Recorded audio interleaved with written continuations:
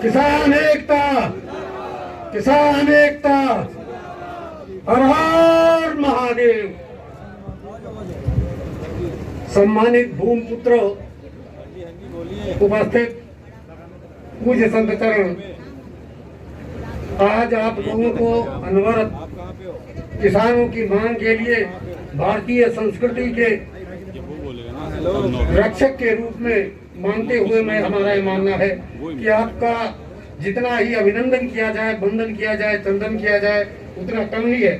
आज हमारे आपके इस कष्ट और दुखों को देखते हुए हमारे जगत गुरु शंकराचार्य स्वामी जी ने तथा आचार्य जी ने ये निर्णय लिया और हमारे लाखों संतों ने निर्णय लिया कि आपके इस कष्ट में हम भी अपना योगदान दें और आपकी लड़ाई में शुरू से लेकर तो हम नहीं रह पाए, लेकिन अंत तक शामिल रहेंगे लाखों संतों के साथ। और इस गूंगी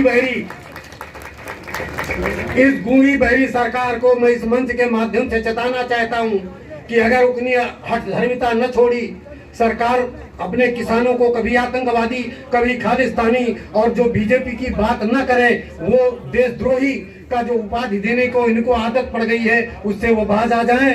दूसरी बात, अगर ऐसा हुआ तो मैं अपने सिंध चरण से कहना चाहता हूं कि हमारे जो आत्मघाती दस्ते हैं अमरण अनशन के लिए इस स्थल पर बहुत ही जल्द आ करके और इस समाधान में को करने के लिए एकत्रित हो जाएंगे और जिसका नेतृत्व लाखों संतों का होगा और इस भारत का अंतिम संत रहेगा तब तक कि किसानों के साथ खड़ा रहेगा। ये किसान धरती पुत्र है, अन्नदाता है, इसको संबोधनों से संवादित करना संत समाज के लिए बड़ा हितकर है, क्योंकि जिस तरीके से संत को एक परिजीवी भी कहा गया है और हंगारा भी पालन पोषण करता ये संत समाज ही है। और हमें सदैव से आज भी देश के जितने मठ मंदिर स्थान और मकान या महल चलते हैं हमारे किसानों के योगदान और सहयोग से चलते हैं और हम लोग भी किसान हैं और किसान पुत्र हैं, इसलिए हम संत जरूर हैं लेकिन किसान और किसान पुत्र भी हैं। इसलिए हम इस सरकार को सद्बुद्धि दे भगवान, हमें ऐसा न करना पड़े कि इस आहुति में हम आहुति करते हैं, यज्ञ करते हैं, लेकिन दुष्टों के विनाश के लिए भी यज्ञ करते हैं। तो अपनी बुद्धि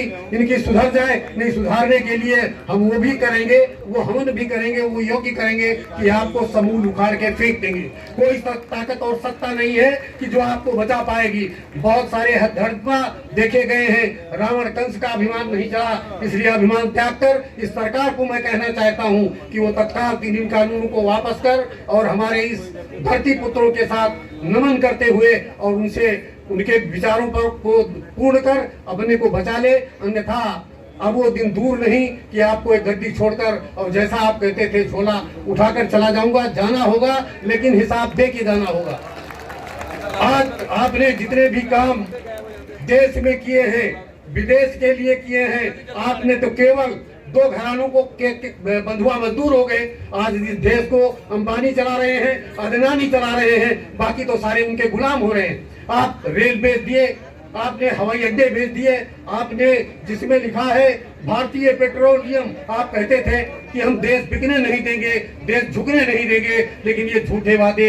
सबसे पहले नंबर हमारे भारत देश के जितने प्रधानमंत्री हुए, यहाँ तक कि जहाँ आप लाल किला फहराते हैं, झंडा फहराते हैं 26 जनवरी और 15 अगस्त को, आपकी संपूर्ण जिम्मेदारी थी उसकी रख रखाव और देखने के लिए, वो भी से आपसे नहीं किया गया। आपने उसको ठेके पे दे दिया और फिर भी राष्ट्रपालिता की बात करते हैं। हिंदू मुसलमान सिख ईसाई ब्राह्मण बनिया सूद और चमार के नाम पर आप लड़ा रहे हैं, फिर भी अपने को राष्ट्रवादी कहते हैं। आप देश के एक एक अंगुल जमीन चाइना आज तक ले गया, मंच से घोषणा करते हैं हमारी जमीन किसी लिए लिया नहीं, हमारा कब्जा किसी ने किया नहीं, और फिर आप ही कहते हैं आज हमारी अरबों लाखों सेनाएं वहां पड़ी हुई हैं, अरबों डॉलर रोज हमारे खर्च हो रहे हैं। क्या कारण है? आप आखिर को तैनात की गई अगर आपकी जमीन ही नहीं चली गई? आपने देश का हमने झूठ बोला है, आपको देश से माफी मांगना चाहिए, इन किसानों के सामने नतमस्तक होना चाहिए, वरना इस देश की 1 अरब 25 करोड़ जनता आपको मजबूर कर देगी। आप ये मत सोचें कि ये पुलिस और ये फौज हमारा आकर के साथ देगी, इसमें भी हमारे ही बच्चे हैं, इसमें हमारे ही घर के लड़के हैं।